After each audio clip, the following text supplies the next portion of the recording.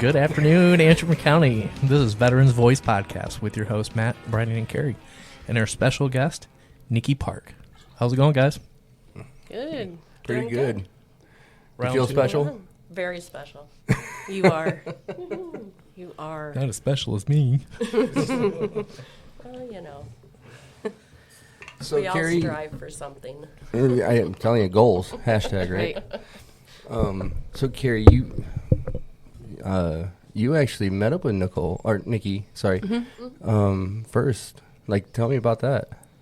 You came in one day to, just to file a claim? I don't even remember. Actually, I met Matt first. Matt, yes. Oh, you yeah. did. I'm sorry. Yeah. At an event, one of our outreach events, right? Or No, something? I called the office. I'm new to the area. I just moved up to Bel Air about almost 2 years ago now, this June. I was new to the area, and of course, I'm a veteran, Navy veteran, so I reached out to the VA here knowing, that I could. At the time, Matt was the only one in the office. He was very overloaded. There was nobody else in the office. And he called me one day and he goes, okay, I got some help. He goes, we can get this done. He goes, her name's Carrie. What do you think? Do you want to work with her or do you want to stay with me? I said, yeah, let's go. Sister love. Let's give her a try, give her a whirl. Well, who would have known that my case would be as difficult as it was, so. Well, it just took some development, but honestly, and during the VA process, they were slow on that side, right? Yeah.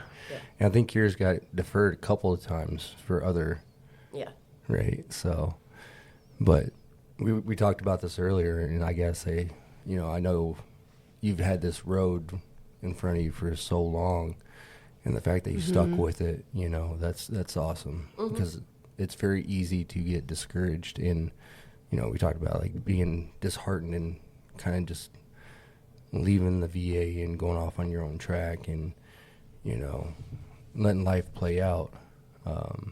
So the fact that you stuck with it is pretty awesome. Well, and it was a tough road to stick out. I've stuck it out through 8 different states in probably 6 different counties throughout Michigan. Wow. Considering the road for me with the VA started 20 years ago when I was 23 years old. Shortly after I got out of the military was my first run-in with the VA, and it was not a pleasant experience whatsoever.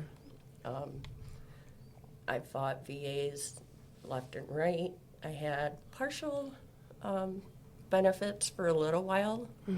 I had a 27% rating or 30% rating for a little while, and then they did a bunch of really big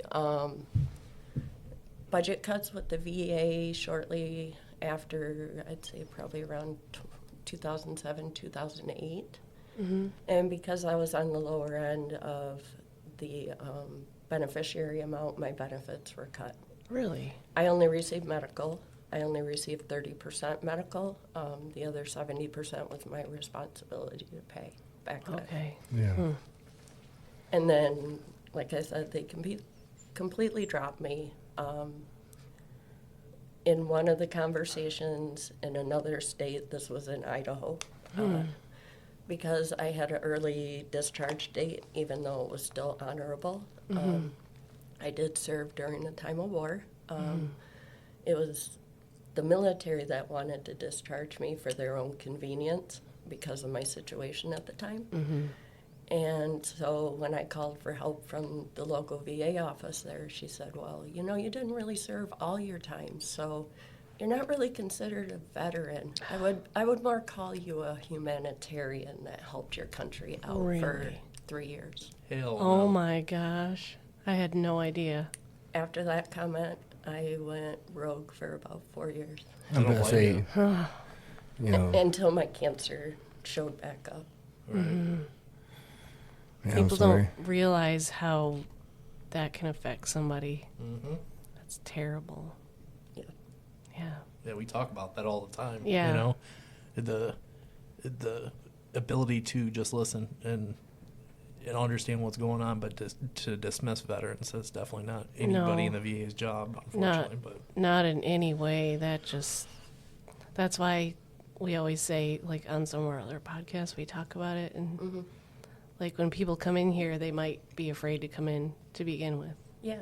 Yeah, and then and you're afraid of being treated that way, you know, and yeah, we don't they want look that. at me and they say, okay, you don't look sick. What's wrong with you? You know, we got veterans that are missing limbs. We got veterans this, veterans that, and you're standing here in front of us perfectly fine, or what appears to be perfectly fine.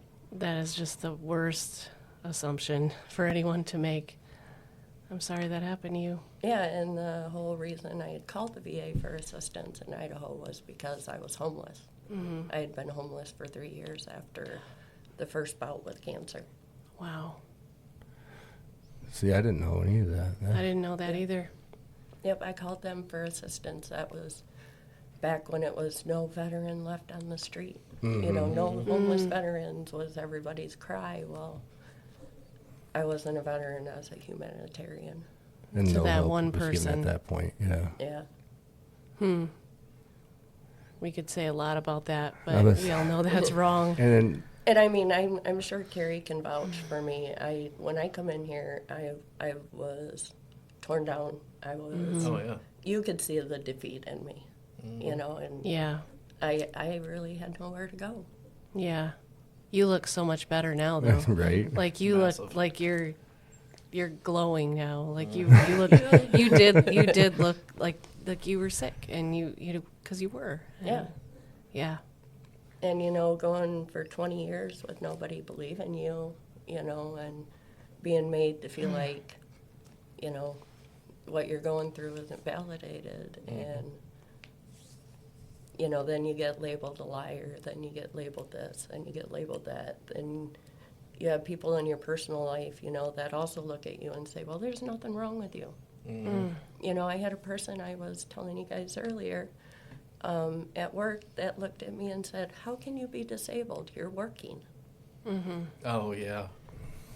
Yeah. There's unfortunately, you get people who don't understand or haven't been there, and, you know. Yep. So, I mean, I can see where people get turned off from the VA. Yeah. Right. Well, like I said, very, very appreciative that you've stuck through it and, you know, chose to came back in and kept going, because it's very easy to get disheartened, especially when you got the outside that are saying stuff like that, or, you know, Yeah. going off of visual perception versus, you know, the inner battles, or, you know, health isn't just visually Right. seen, right? Yeah. Yeah. So, to today, where you look like Carrie says, you're looking a heck of a lot better, like Thank just you. out and going and smiling and happy and Yeah. everything. So Yep. it's Yeah. amazing. Thank you. It Yeah. absolutely is. It's good to see. Yeah. Yep. So you got a vest on. Yes. I ride a motorcycle. I'm a member of ABETA, Michigan. ABETA stands for American Bikers Aiming Towards Education. Okay. What we do is we teach motorcycle safety. We go into schools, driver training classes, and we teach about motorcycle safety. You've probably seen a lot of our signs, especially out in May, Yeah. which is Motorcycle Awareness Month. They say, look twice, save a life. Yeah. Motorcycles are everywhere. We work in Lansing also, and in Washington, D.C., and we fight for bikers' rights. Right now, we're working on insurance reform for the motorcycle aspect of Michigan motor vehicle insurance. Before, you probably heard a lot about our fight in Lansing about the Michigan helmet law. Okay. Our president at the time, Vince, he was the one that fought in Lansing and really rallied and really pulled in the troops, I guess you could say, you know, to really get that law passed. And, you know, we do a lot more than that. We do a lot in our communities. As part of Region 5, when I lived down in that area, I ran their Christmas program. Beta Region 5. We overseen 5 counties in the state of Michigan, which were Muskegon, Lake, Mason, Oceana, and Newaygo counties. Okay, yeah. And we would adopt a family every year and provide them a full Christmas. Cool. Presents, stocking stuffers, full outerwear for the kids, a Christmas dinner, and it was all delivered by Santa and his leather-wearing elves. Oh, that's so awesome. Cool. When I did the program, we ended up doing 5 families, 1 in each county every year, and then we went into the Hackley Children's Hospital and provided all the children on the ward with a Christmas also. Just that cute. impact on people is amazing. It really is. Yeah, you know, I mean, people hear biker, they think Sons of Anarchy, they think, you know, Hell's Angels, they think these 1%ers, ooh. That's not bikers anymore. No, no. I mean, I work in mental health. I ride a motorcycle. Our lawyer that does all the work for ABATE throughout the state of Michigan, he rides motorcycle. You know, I mean, we have doctors, lawyers, anybody you can think of. Yeah. It's awesome, and then having that tight-knit community as well, and in the experience. I mean, shoot, we were talking about it beforehand, like all your experience, you know, but it all comes together, you know, in the group and how you can help benefit each other in the community and stuff like that. That's exactly. And I mean, a lot of the time you'll see veterans when they come out of the military. A lot of veterans will join into these motorcycle organizations and these motorcycle clubs because they're run like the military. Yeah. And it's a brotherhood like the military. It's a family like the military. They're structured like the military. They run like the military. So, I mean, bikers, veterans just kind of go hand in hand sometimes. It helps fill that void. It does. That camaraderie is a big thing. Yeah. Exactly. Yeah. And really, since I came out of the military, I had no place until I found my ABATE family. That's awesome. That's cool. And that was when you came to Michigan then? When I came back to Michigan. Yeah. And we're glad you're here. Yay. Yeah. Yeah. So you said Idaho. Was that where you were stationed at? No, I was stationed in Texas. Okay. Down in Ingleside. I was on a minesweeper. Actually, that's her right there. Okay. Tattoo. Cool. Yep. My ship, I was on the USS Incheon. I was a damage controlman and worked on the flight deck for a little while as an ABH. Got bored with that. I don't know how you can call a flight deck boring, but it got boring for me, so I moved on to firefighting. Okay. And I was one of the first people on the ship to cross rate from airman to fireman.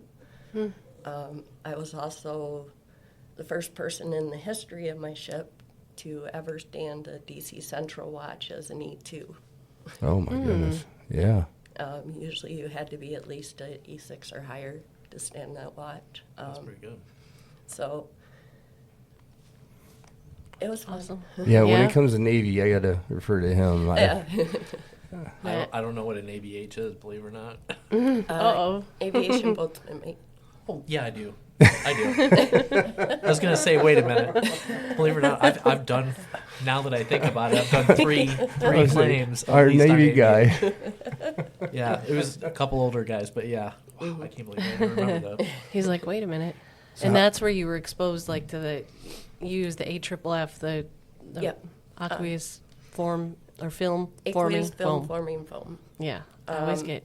We did a lot of it on the flight deck in crash and salvage. When I worked with the helicopters, I started out as a blue shirt, moved up to a yellow shirt, and then did a little bit of crash and salvage too. And then that's when I cross-rated to being a fireman. But as a fireman, that's a firefighting agent. We pretty much swam in that stuff, you know, during work. When we would go to trainings, things like that, you know, I mean, it just, you couldn't avoid exposure. Especially on a ship, they want to get that out, and the foam's going to smother it. So, my big one is, I've heard, and this is from multiple different Navy people and stuff, but especially on those small ships, that usually can taste like fuel in the water and all kinds of stuff. Oh, I don't know yeah. how true that is, but that's Yeah. I've been told that multiple times. If You the know, it's water on the ship crazy. tastes soapy, it's because of AFFF. Wow. Pretty much AFFF is just a soap agent that creates a film that is pretty much fire retardant and puts out fires, smothers them. That's pretty much what I remember from it. It has been multiple years, but Yeah. I don't, I am happy to admit my age, but gracefully. Yeah, and they have since stopped using that, even like for Oh, yeah, I mean civilian firefighters side. all Yes. over. Yeah. So because of the toxicity of it and all the effects of it, like causing cancer. Yep, absolutely. And it is not a PACT Act type of a claim, but it can be. It can be the reason why. That in your case, that's what it was. That's how it was related to your cancer and your. As far as we know, that's. Yeah, Well, I tough mean, one. So, They amend acts, they amend bills, they amend laws, they amend all sorts of things. So with the PACT Act, much like things are done in, our government, they're hopefully going to come to a point where they will amend the PACT Act and they will add an amendment where it will include AFFF into that exposure, toxicity exposure. or they just do a whole one just on that alone, Yeah. because even on the bases, you know what I'm saying? That, Yeah. From what I've In- heard, they're looking at it being on the levels of Agent Orange Yeah. exposures. Makes sense. And I know that the one bill that we saw written up so far, this was a while ago, and they may have changed it. It's not passed or gone anywhere, but they were trying to make it a minimum of a 5-year exposure to the stuff, which is unrealistic. And we're, hopefully they're going to change that, like to try to, if they do try to push something through. Well, I mean, honestly, you can look at my case and Yeah. tell that it Yeah. doesn't take a 5-year No. exposure. It takes a one time maybe, who knows, really. I mean, after I got out of boot camp, after I got out of ATD school, after I worked on the flight deck for a while, I had my first exposure to AFFF during a firefighting training that I had in Norfolk. Then after I had the exposure, the training, everything like that, I would say I was only exposed to it because I come off my ship and had a period of shore duty admin work that I did during that time I was in. So I would say my exposure was at least a year. Yeah. And I would say no more than a year and 3 months. And my cancer started 3 years out of the military. Yeah. And through genetic testing, because my case, once you get to a stage 3 or higher, or you have reoccurring cancers, they're starting to do genetic testing. In my case, they did genetic testing because this last time I was rated at a stage 3C, almost stage 4. They found out that I tested negative for 77 types of different cancer, including the 4 types I've had. And it stated on my genetical testing that the cancer that I had been experiencing over the 20 years after getting out of the military was environmentally caused and it was no way genetically tied. Yeah. And I think that was the key thing in your case for your claim. I don't know, but that was very helpful in backing up the fact that you, like, why you got cancer, or maybe, Yeah. we don't know, but we'll still try to put stuff in for it when we, Yeah. because we've seen it before too. I don't know. I've seen other AFFF possibly related claims. Well, and as new as this is, they don't know the effects. They don't know how long the effects are going to take to come out in people, and everybody's different. Mine come Yeah. out right away. And I've been fighting for it for 20 years now. Right. Other people, it might come out 10 years down the road. And maybe they don't know it's because it's tied to it. Right. you know, and, Yeah. you know, it will evolve and develop just like it did with Agent Orange and the whole case, and, you know, finding out about exactly what is to come. You know, they told me, yeah, you're in remission, but pretty much see you next time. Yeah. Wherever it pops up, we'll see you next time. So it's just a waiting game. And it's because they don't know. They don't have experience with it. It's going to take time to figure that piece out for sure. It is. But I'm glad that, you know, I know you mentioned that your original experience with the VA was really rough, and then how you were accepted, and then because the percentage wasn't high enough, they kind of dropped the VA healthcare coverage back then, right? Yeah. Which kind of left you on your own, and especially when you're going through all this diagnosis and, you know, treatments and side effects and everything like that, you know. Tells you how far the VA's come, you know, since, especially, man, since the last decade or so, it has really escalated and stuff, and you were able to get some help from them now. I can attest to the more modern ways of the VA, and the way a lot of things are changed in the way that they're viewed and the way that people are treated. I've been treated better by the VA this time around than I ever have by anybody with the VA before. Good. That includes here in the office, and that also includes the medical facilities. That's awesome. You know, when my claim went through, you know, I heard horror stories of people waiting years and years to get checks, you know, or waiting years. Bam, like that. They had mine started. Yeah. They called me within 2 days of my claim being approved to set up medical care. That's awesome. Yes. Get me in. Within a month, I was seeing specialists. I was seeing a primary care doctor. Within 3 months, I had all my community care referrals done, out, set, and ready to go. That's good. Yeah. That's awesome, and that helps out a lot. It does. You know, It's a big deal.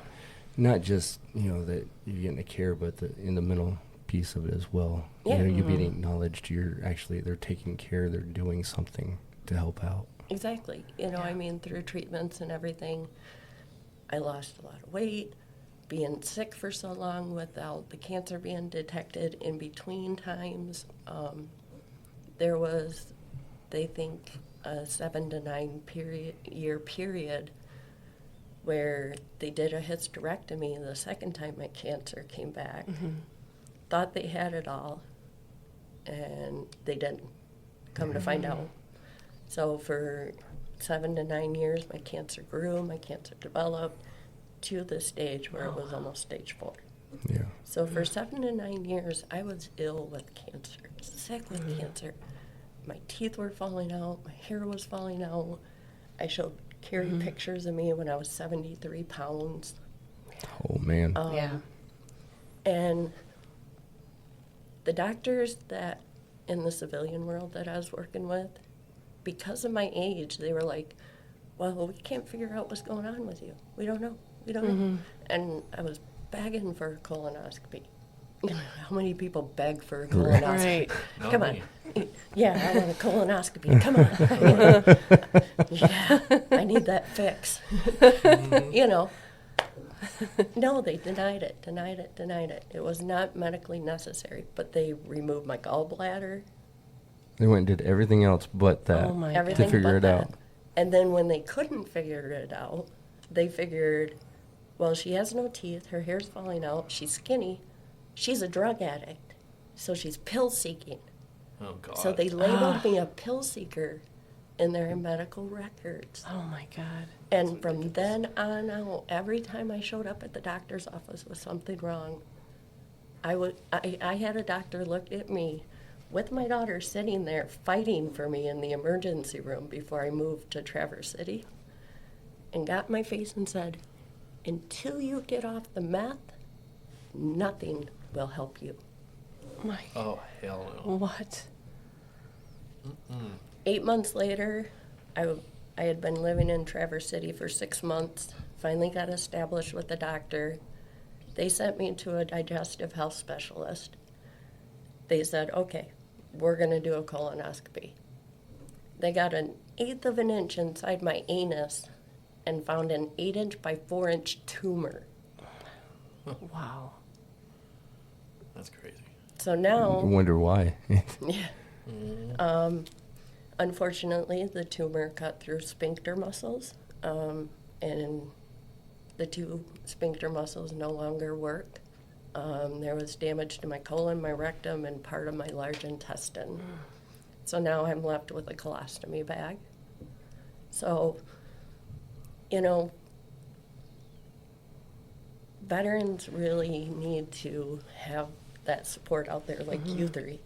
You know, you guys, I wish you guys were around 20 years ago. Well, I know too. you were, but you weren't. Yeah. Yeah. Yeah, Man. But the key to that story, sorry, my ADHD. No. Squirrel. We all got it. Yeah. oh gosh, yeah. Yeah. Good. Don't give up. Don't stop. Don't quit fighting. I moved to different states to fight different VAs because I knew I was right. I moved to different counties. I moved different people within offices. Don't give up. Keep fighting. Yeah. You know, with that past bad experiences that we've talked about and stuff like that, the fact that you maintain your resolve throughout the entirety of it, but not just that. I mean, you're a mobile platform to speak on, you know, your experiences and how the VA has changed, and also being that vet that keeps the hope alive for other vets as well. You know, you were talking about it a little bit ago that you're a peer specialist as well. Yes, I am a peer support specialist with the state of Michigan.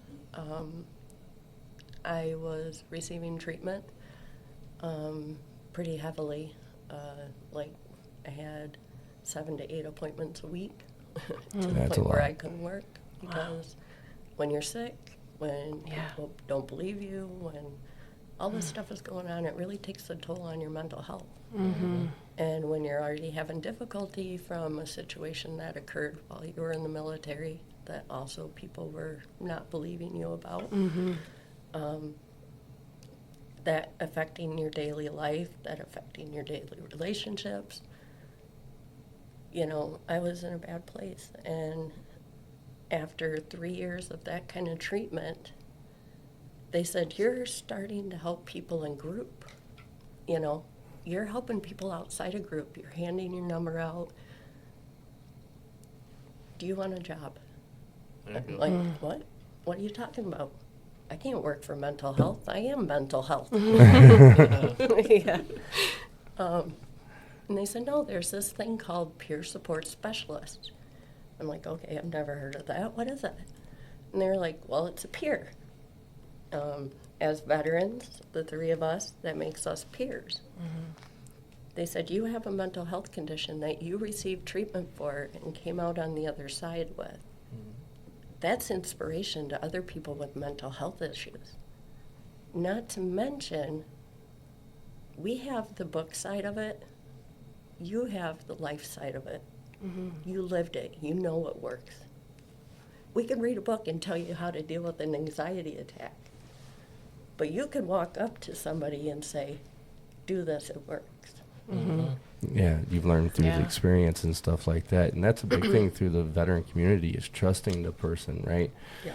I can't tell you how often or what it means to vets to have another vet on the other side. Absolutely, Yeah. and that's why when I got my state certification back in 2017, as of 2019, there were only 38 states that recognized the peer support specialist role in Wow. the mental health field and actually provided jobs, training, and the ability for them to use their skills.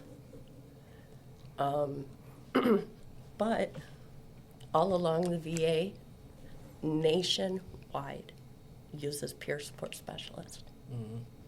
Because a non-veteran can walk into a room all day and say, okay, what's going on? And you're just going to look at them and go, Why does it matter? Why am I going to say anything? Yeah. what the hell is it going to do? What do you care? How are you going to know what I'm going through? But I walk in there, what's up? Nope. Fucking boot stompers. Squid. Air Force, right? Airhead. Air You know, Force. That's a new one. Jarhead. That's a less used one. I I like used, it. Yeah. My uncle Johnny was in Air Yeah. Force, and he'd call me a squid, I'd call him an airhead. Yeah, it's My cute. second ex-husband was Army. I called him a boot stomper, he called me a squid. Mm-hmm. You know, Yeah, it's it's just fun. us. It's out of love. Yep. Exactly. It's siblings. Yeah. We fight. Yeah. Yeah. You know, but you have somebody walk in there that knows, you're more likely to open up and utilize what that person has to offer you. I can walk into a veteran in the middle of a crisis because I've done this in my home or my office back in Ludington. We had a veteran. I actually ran the vet to vet program for Mason County. That's cool. It's a program where veterans offer group skill building for veterans in the community through the mental health system. So a peer support specialist runs this program. And it's a written program that it has been approved and utilized through mental health. I utilize that group to teach skills. And it went from them saying that they had 0 group attendance because they put out this flyer that said veteran support group, this date and time here. Well, what veteran do you know is going to take advantage of that? Oh, yeah. Yeah. Honestly, if you're just walking by a billboard or a poster board in a grocery store, which is where they're usually pinned up, you know, I worked with clients and I would bring veterans in, and veterans would say, wow, this program is amazing. She actually knows what the hell she's talking about. And I have one guy on Facebook who still thanks me to this day, who's a veteran that I worked with severe PTSD. Everybody in the office was afraid to go to his home.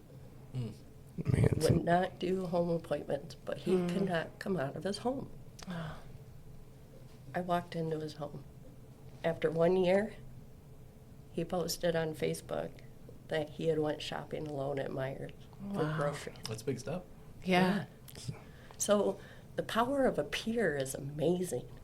And I love that the VA utilizes that. Yeah. That's awesome. See, we had no idea. Would we have known this about you the first day you walked in? No. I think it's And pretty just- cool. Yeah. And, you know, there's a lot more experiences to talk about. We'll get to that for sure. But I mean, and the fact that you're considering to go back to school too for social work, right? Yes, I'm actually getting ready to go back to school to get my MSW, or Masters of Social Work. And I will be getting a minor in psychology. I'm working towards getting a psychology doctorate after Okay. my master's. Awesome. My whole goal is to work with veterans. There you go. I want to be a therapist because I know there's not enough of them out there.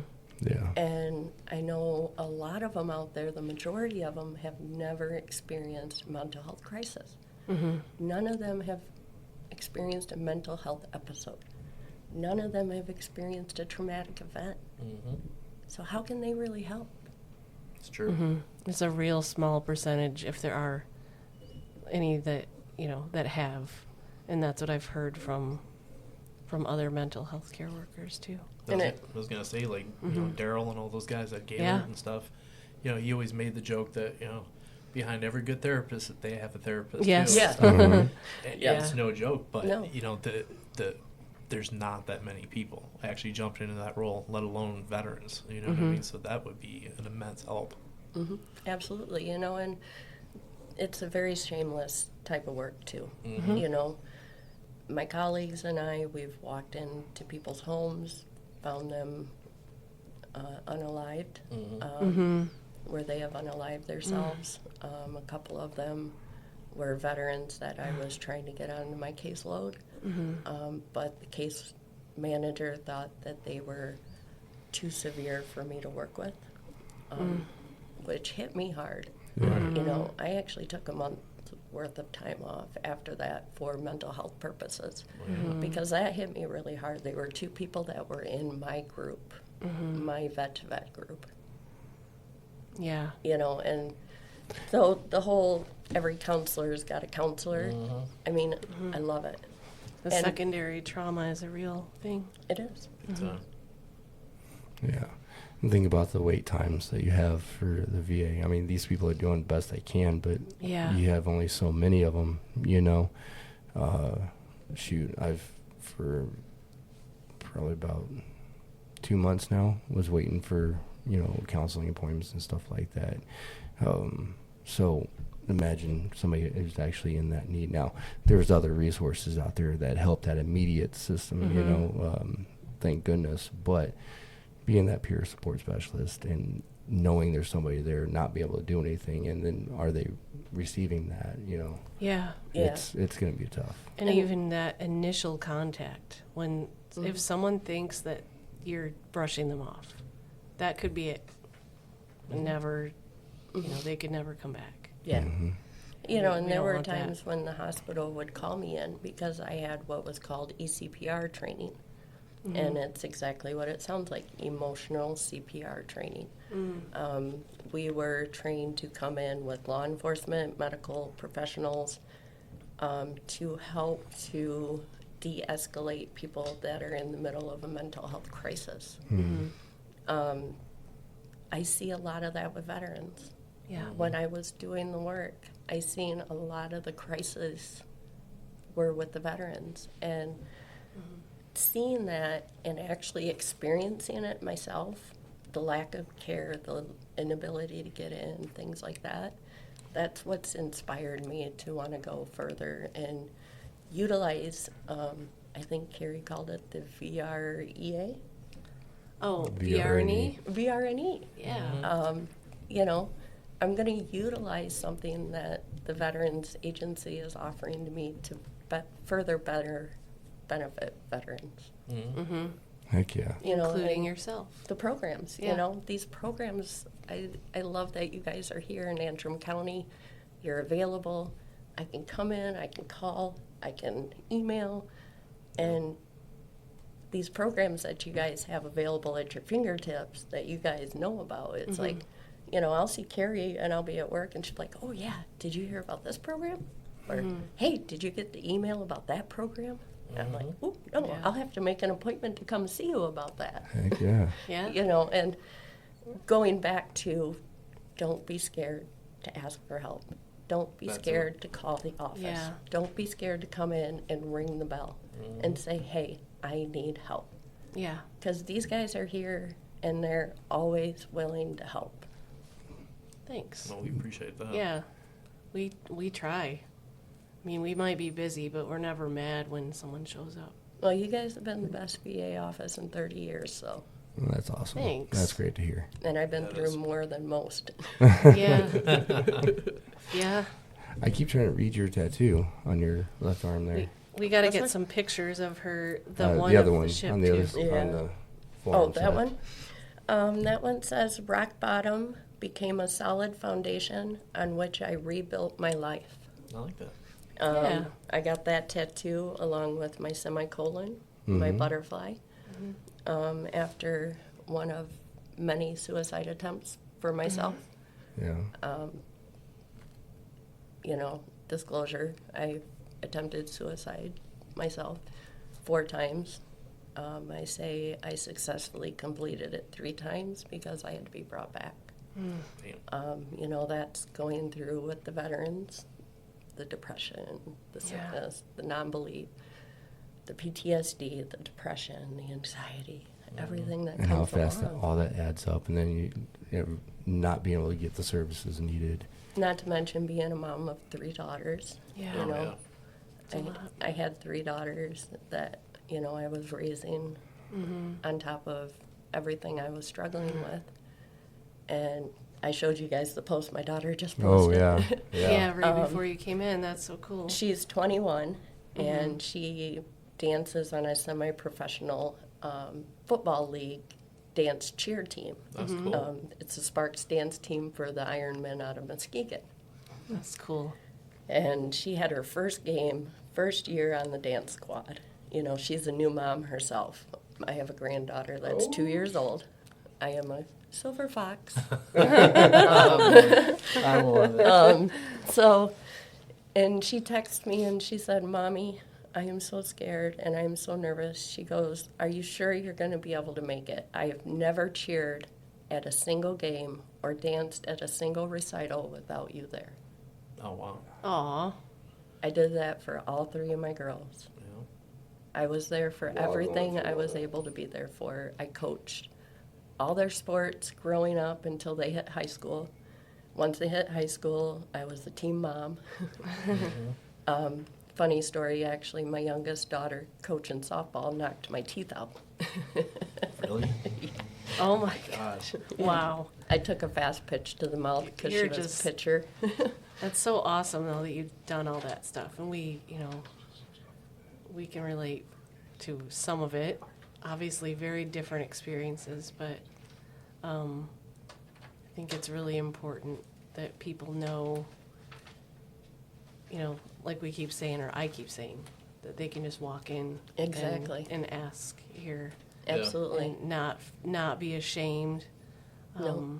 Because sometimes you get that from people where they come and they want something, they need something, and our job is to figure out what that is. Well, I know I was in a position, you know, I worked here in town, and I was only getting 1 day a week. But at the Yeah, I time, remember. I was so weak and so sick Yeah. that I couldn't work more than 1 day a week. Yeah. And I was having trouble buying food, and my tires were bald on my car, and it was middle of winter, and I had no food. I was hungry, and I was sick on top of it. Yeah. And, you know, it was the hardest thing in the world to tuck my tail and have to ask for help.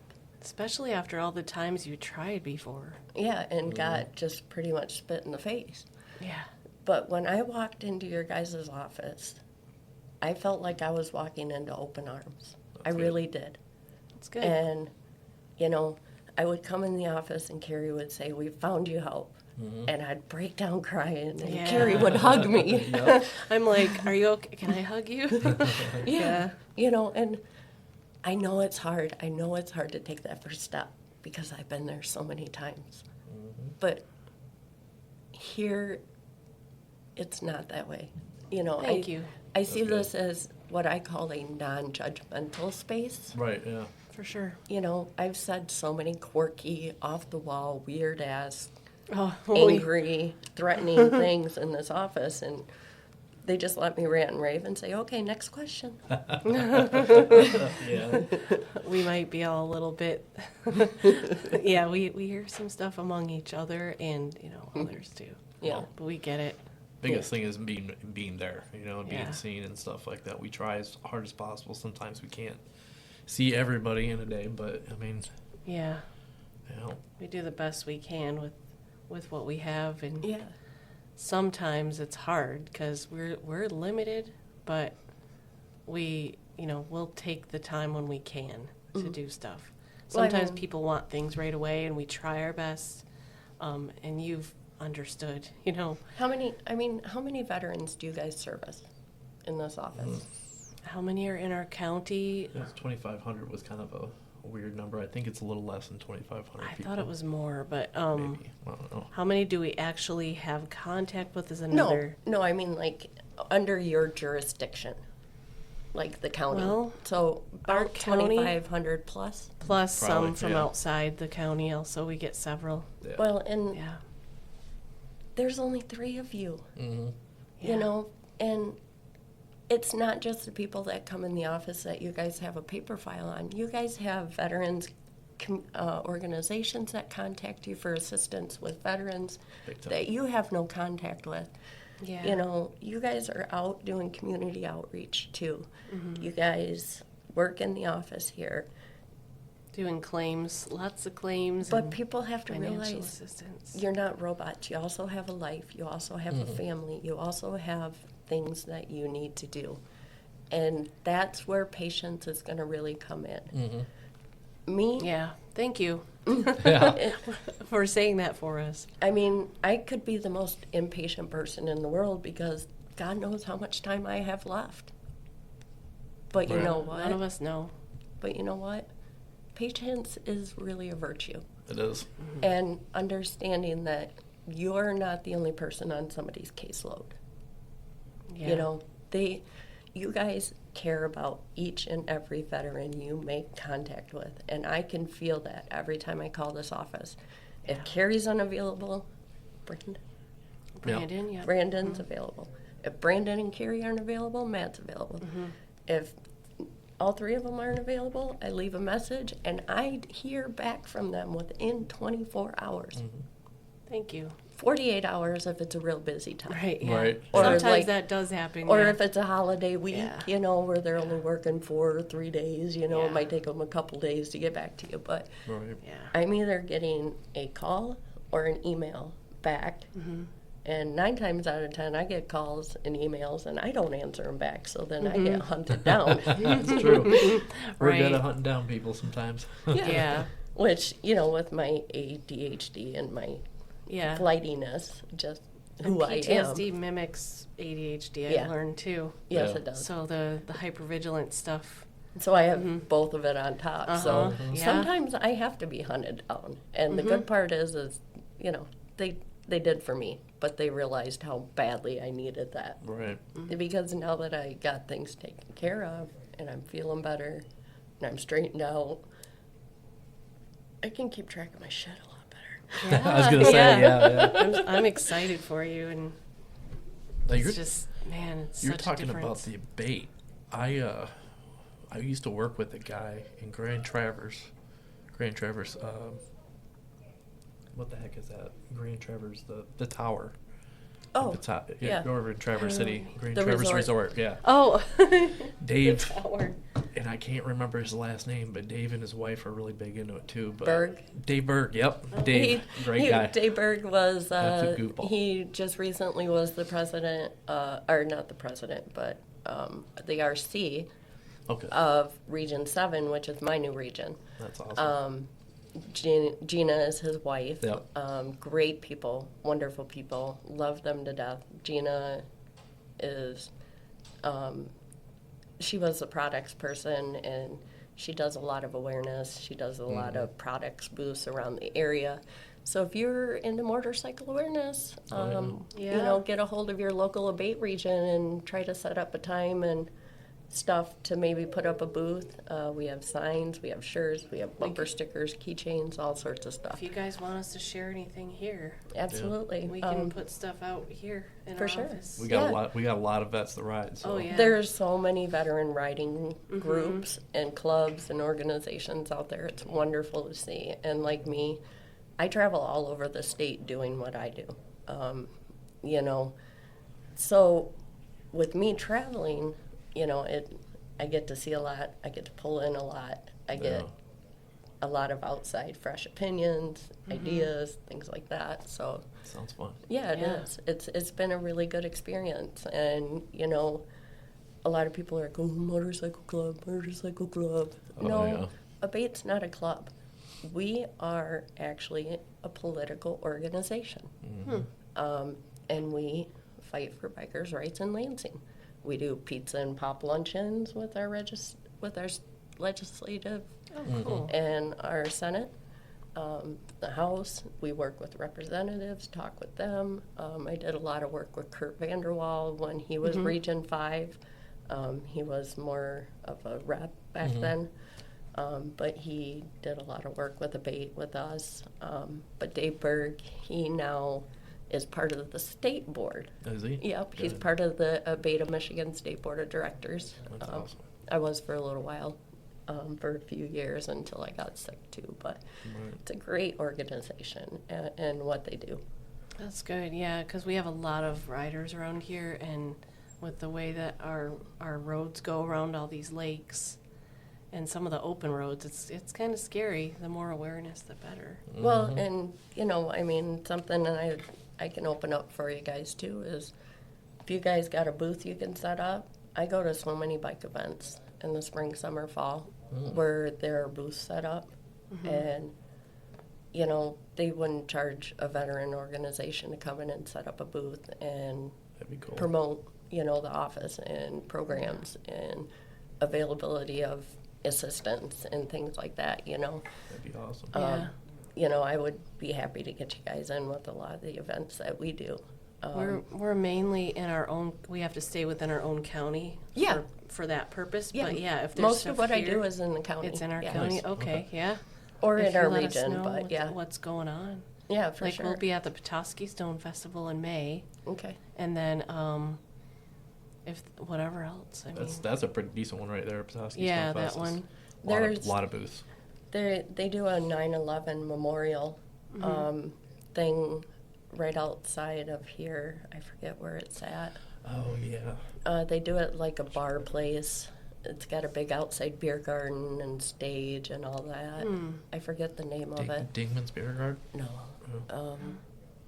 Well, I have to look that one up. Two Horse Saloon? No. I don't Toonies. know. Huh? No. Toonies. I forget what it's I called. don't know. But we do a 9/11 remembrance run. Oh, Oh, cool. okay. And part of that run is we also do a flag burning. There you go. We go around and we dedicate flags to fallen brothers, fallen sisters, family members, community members, fallen bikers, that were Yeah. veterans. Okay. We go on a ride. We do a big thing for 9/11. Okay. Okay. We would love to have you guys for that even. It's not in Central Lake, is it? I want No. to say there was one in Central Lake. No. That was a bike night. That Okay. was a Bait Region 7 that did bike night at the Blue Okay. Pelican, Oh, okay. the Okay. side door there. Mm-hmm. Yeah. Yeah. Okay. Yeah. Very interesting. So much stuff. We could probably sit here and talk like 3 hours. Absolutely. Sounds like you have so much to talk about. Hey, I'll come in anytime you guys want a Yeah. little inside entertainment. Yeah. I know. Yeah. I know Keep today was Brandon in mostly line. serious, but I mean, my biker nickname is Dolphin, so Yeah. most people know Okay. me by Dolphin. Okay. How'd you get that? I have a very can tell precariously us. placed tattoo Oh. that I'll do it. happened to come out one drunken night at a bike party. That'll happen. The next morning, a couple of the old timers started calling me Dolphin. So, Oh. So you got, that's your riding name. as now. you can see, that's my ride name. I'm known in all That's over hilarious. the U.S., but I got a lot of stories in Michigan. But I mean, I love to tell stories. I love to have fun. I love to laugh. So if you guys ever want just a fun, lighthearted, entertaining podcast, invite me in. Yeah. Heck yeah. Well, we appreciate you coming in. We Yeah. really Thanks do. for coming in. We're glad that Especially- you came here. Yeah, Yeah. sharing that To story. I start know it with. was probably not the easiest or whatever, but Yeah. Yeah. it's just nice to be able to get that out to our vets and kind of show them, what we're actually doing. So Yeah. And to know that there's always somebody that, just keep trying. Mm-hmm. there is help out there. Yes. Yeah, And as 'cause- a peer support specialist, it's important to use my story to help inspire others. So Yeah. that's Yeah, for sure. another reason why I'm here, is I want to inspire others not to give up, Yeah. to step forward and ask for that helping hand, and be told that there is somewhere kind and non-judgmental that Mhm. are willing to help and able to help. No. Not many people know that. I know I didn't know that when I first moved up here. Yeah. Well, this is a Thank no you. bro vets zone, so Yeah. we don't allow that here. I so. like that. Yeah. But all right, well, we're gonna Thanks, leave you Nikki. at this. Thanks for coming in, Nikki, and Yeah. we will leave you guys to a good weekend. Thank you, Antrim County, for listening, and we will see you next week.